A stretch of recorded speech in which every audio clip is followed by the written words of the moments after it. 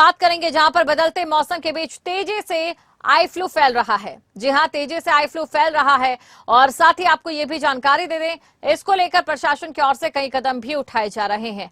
मौसम बदला है, मानसून का ये मौसम है और इसके पीछे कई वजह है, क्योंकि इस समय मौसम में नमी भी देखने को मिल रही है। बदलते मौसम के बीच यहां पर आई फ्लू फैल रहा है। आई फ्लू का संक्रमण तेजी से फैल रहा है। बारिश और उमस से मरीजों की संख्या में तेजी से इनकी संख्या बढ़ रही है। बदलते मौसम की वजह से इन दिनों आई फ्लू का संक्रमण तेजी से फैल रहा है। आई फ्लू एक संक्रामक बीमारी है और एक से दूसरे को भी फैल जाती है। देश भर में भारी बारिश के बाद अब आई फ्लू पैर पसार रहा है। ऐसे में हमें इस बीमारी की जानकारी होना बेहद जरूरी है। तो बदलते मौसम के बीच तेजी से इस समय आई फ्लू फैल रहा है और आई फ्लू से आपको सतर्क रहने की जरूरत है। अगर आपको भी आई फ्लू हुआ है तो आप किसी के संपर्क में ना आए, डॉक्टर से उचित सलाह लें, क्योंकि अभी मौसम खराब है। मानसून का ये मौसम है जिसमें जो वातावरण है उसमें उमस है और इसी की वजह से लगातार आई फ्लू की जो घटनाएं हैं वो सामने आ रही हैं। और इसी के साथ नेत्र रोग विशेषज्ञ हमारे साथ जुड़ेंगी और उनसे भी हम इस विषय को लेकर बातचीत करेंगे।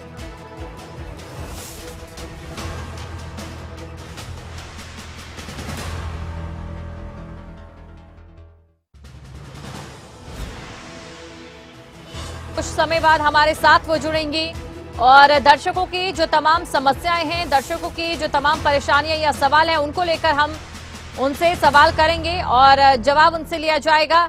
और इसी से जुड़ी एक रिपोर्ट पहले आपको दिखा देते हैं।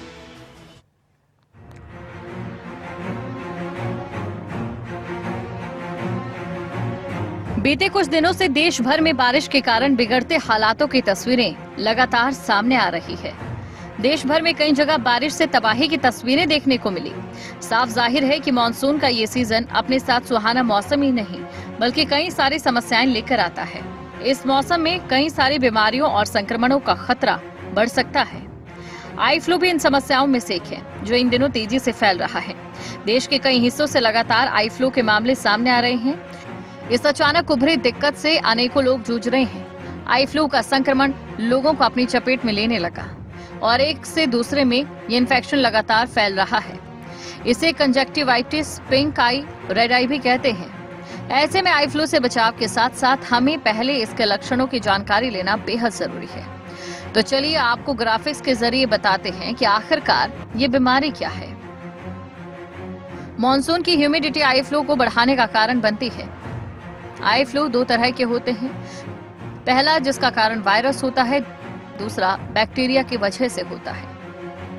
आई फ्लू आमतौर पर नाक से आंखों में फैलता है। पहले खांसी, छींक आना शुरू होती है, फिर सूक्ष्म कण आंखों में चले जाते हैं और इन्फेक्शन की वजह बनते हैं।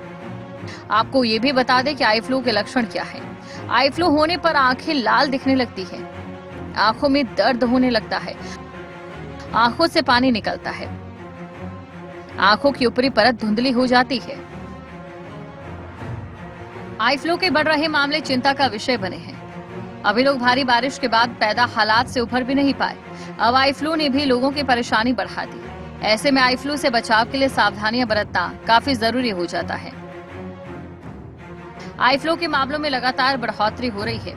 सरकारी जिला अस्पताल एमएमजी में प्रतिदिन 250 मरीज आई फ्लू संक्रमण से ग्रसित पहुंच रहे हैं। मौसम में बदलाव के कारण ये बीमारी ज्यादा तेजी से बढ़ रही है। ऐसे में जरूरी है कि खुद ही सावधानी बरतें और अपने आसपास के लोगों को इस बीमारी से सावधान रहने की अपील करें। न्यूज डेस्क, खबरें अभी तक। और इस समय हमारे साथ डॉक्टर अनीता गोयल जो कि नेत्र विशेषज्ञ हैं वो जुड़ चुकी हैं। मैम, स्वागत करती हूं आपका खबरें अभी तक पर। और देखिए, दर्शकों के कई सवाल हैं, जैसे कि ये कि इस मौसम में लगातार आई फ्लू के जो मामले हैं वो बढ़ते जा रहे हैं, तो इस मौसम में अपनी आंखों का ख्याल कैसे रखें कि इस संक्रमण से बचा जा सके।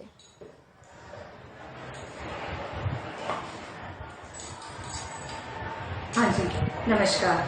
सबसे जरूरी है हाइजीन, हमारे लिए सबसे जरूरी है हैंड हाइजीन। हाथों को बार बार धोना बहुत जरूरी है इस मौसम में। और दूसरा, गंदे हाथ या किसी भी तरह से हाथ हम आंखों पे ना लगाएं। Rubbing of eyes should be avoided. तो इससे संक्रमण से बचा जा सकता है। और देखिए अक्सर हमने देखा है कि इस मौसम में लोगों को सर्दी जुकाम भी ज्यादातर रहता है मौसम में बदलाव के कारण। तो क्या उन लोगों को भी कोई विशेष सावधानी इसको लेकर बरतनी चाहिए, या जिनकी आंखों में दिक्कत नहीं है वो अभी कोई ऐसे उपाय अपनाएं जिनकी वजह से आगे भी उनको ये दिक्कत काफी कम होने की जो संभावना है वो रहे?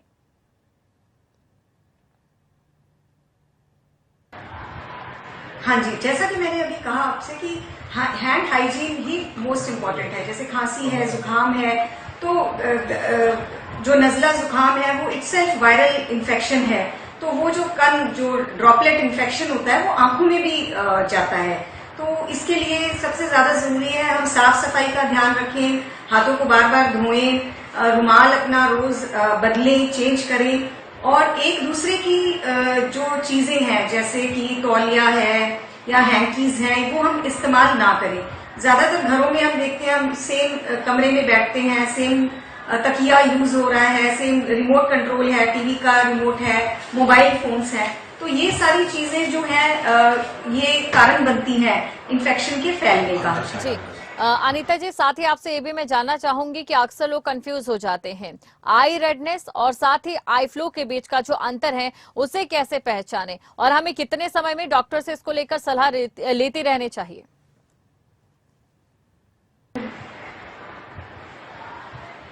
जी बिल्कुल, ये आपने बहुत अच्छा एक सवाल किया है। आजकल के मौसम में एलर्जिक कंजक्टिवाइटिस भी बहुत कॉमन होता है। ज्यादातर जैसे लास्ट ईयर या उससे पहले एलर्जिक कंजक्टिवाइटिस ही इस सीजन में ज्यादा देखने में आता था, लेकिन अब की बार जो है ये viral conjunctivitis with super added bacterial infection ज्यादा देखने में आ रहा है। बहुत ज्यादा संख्या में 80 to 90% पेशेंट्स हमारे पास जो ओपीडी में आ रहे हैं वो आई फ्लू के ही आ रहे हैं, कंजक्टिवाइटिस के आ रहे हैं। तो कैसे हम सिम्टम्स डिफरेंशिएट कर सकते हैं? एलर्जिक कंजक्टिवाइटिस में खुजली ज्यादा होगी, आंखों में रेडनेस होगी, पानी आएगा, खुजली होगी, बार बार छूने का मन करेगा आंख को। जबकि अगर इन्फेक्शन है तो आंखों से रेशा यानी कि व्हाइटिश डिस्चार्ज आएगा और आंखें चिपकी हुई पाई जाएंगी, सोजिश आंखों में ज्यादा रहेगी, लाली आंखों में ज्यादा रहेगी एलर्जिक कंजक्टिवाइटिस से कंपेयर करें तो इसमें मेन जो चीज हम लेमैन को कहते हैं वो ये कि रेशा अगर आ रहा है, डिस्चार्ज अगर आ रहा है, तो वो एक कंजक्टिवाइटिस या इन्फेक्शन का सिम्टम है। अगर ये आप देखने में आ रहा है तो आप तुरंत नेत्र रोग विशेषज्ञ के पास जाएं और दवाई आई ड्रॉप्स लें। बिल्कुल, अक्सर अनीता जी आजकल ये भी देखा गया है यूट्यूब पर देखकर, सोशल मीडिया पर देखकर बहुत से लोग आजकल घर पर ही डॉक्टर बने हैं, या फिर कहा भी जाता है कि अक्सर ऐसी जो चीजें हैं उनके लिए जानलेवा भी साबित होती है। आई फ्लू को लेकर क्या उन्हें डरने की जरूरत है, या फिर इस तरीके के जो नुस्खे अपनाते हैं उन्हें कितना इस चीज को लेकर बचाव करना चाहिए?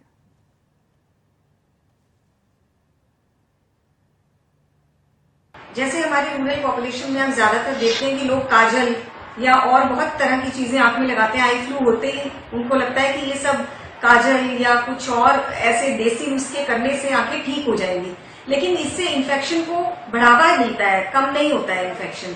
तो एक तो इस चीज से हमें बचना है। दूसरा, काले चश्मे अगर हम यूज कर सकें तो बहुत अच्छा रहेगा।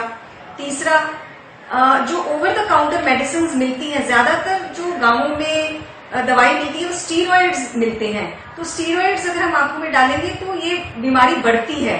तो इस चीज को अवॉइड करना है, इसके लिए हमें नेत्र रोग विशेषज्ञ के पास जाकर ही सलाह लेनी चाहिए।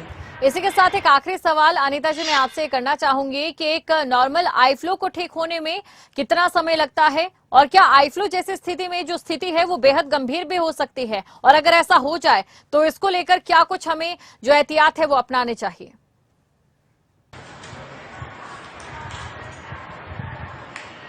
जी बिल्कुल, वैसे नॉर्मली 7 to 10 डेज में ये बीमारी ठीक हो रही है। फिलहाल जितने भी केसेस आ रहे हैं कोई भी ऐसा सीरियस केस देखने में नहीं आया है। नॉर्मल फ्लू है, हमें डरने की बिल्कुल जरूरत नहीं है, सिर्फ सावधानियां बरतनी है।